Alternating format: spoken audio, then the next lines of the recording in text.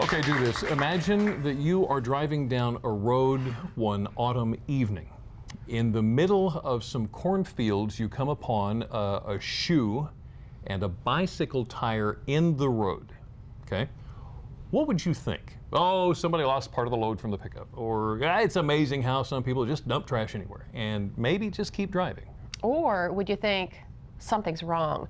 Would you look around just to be sure? Well, fortunately, last October, nearly a year ago, a passerby who saw that very thing did look around and found a boy's broken body in the cornfield.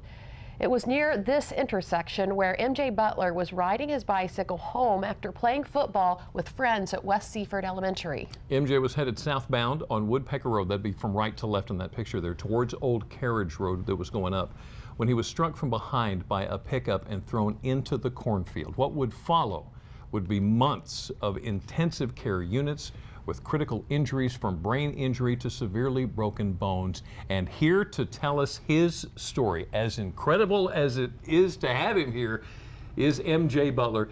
With him is Ronnie Marble, who is the Public Information Officer with the Seaford Volunteer Fire Department, as well as the Fire Commissioner for the state. Is that right? Absolutely. Okay. MJ, my goodness, it's good to have you here. You are looking great. How are you? Big picture. Tell me how things are. Everything's going good. Yeah? Recovery is moving right along? Yes. Wonderful. That's Yeah. terrific. It's been quite a year. You've always been active. You were in the ROTC, still are in the ROTC, Yes. right? Tell me about that. It's an amazing program. Once you join everyone that's in the program, you become basically a family, and it's nice having everyone around.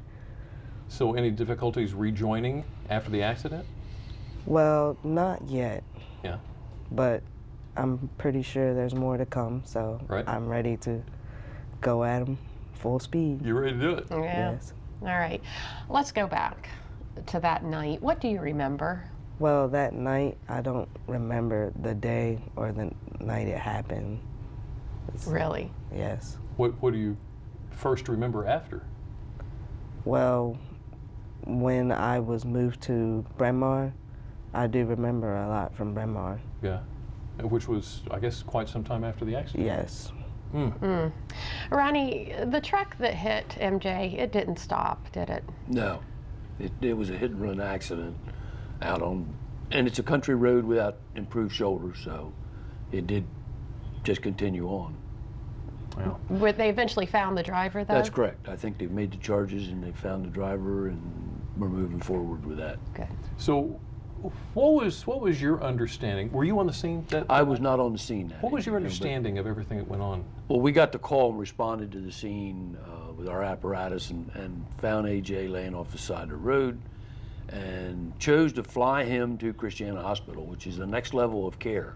Right. Hospitals are rated by levels of care, and the Delaware State Police helicopter came in. We put him on there and flew him up there. The Sussex County paramedics showed up, our EMT showed up. You know, it's kind of a coordinated effort that we put together to get these guys out and get them the golden hour, as everybody calls it. That's what you've got, and that's what we try to fall within that realm. MJ, how long were you in the hospital? I was in the hospital from October to January 16th. So you spent the holidays in the hospital? Yes. You were surrounded by a lot of loving people, though, weren't you? Yes. Yeah. I think these are some of the early on. You were on a ventilator. Some early on pictures there of Yes. you being in the hospital. Now we also have, there it is. That must have been some tough times for you and your family. Arnold Davis is your grandfather, right? Yes. And you've got a really close relationship with him. Yes, I do. I bet this was tough on him. Yes, it was. And we also have another picture of you with the in the engine bay of the Seaford Volunteer Fire Department with a couple of line officers. Why were you there? I wanted to thank everyone from that night for showing up and helping me out. So I went there one night to thank everyone, and I stayed for a while to tell them how my recovery is going. Were they surprised to see you? Yes. Yeah. That's a good result, Ronnie, when you have to respond to an accident scene like that and then have the Absolutely. victim come back to you. Very rarely do we ever get a thank you, and you know, people, we don't join the service or we don't do that for the thank you, but it certainly is a nice gesture when it happens. I understand now MJ's talking about maybe becoming a member, I hope. Yes. Yeah, I mean, what are your plans for the future? I definitely want to join the fire department and be able to help another person's life out. Now, you had wanted to be in the military, but that may not happen now. Yes. You were saying. Yes. So, do you have any other career plans? I wanted to start my own trucking company, call Really? it Butler Enterprises. Mm-hmm. That's what I wanted to do. Yeah. I like it. That's awesome. And I got a funny feeling that as strong a young man as you are, and as much as you have done already, I don't think he's going to have any problems. I don't think he's going to have any problems. Mm.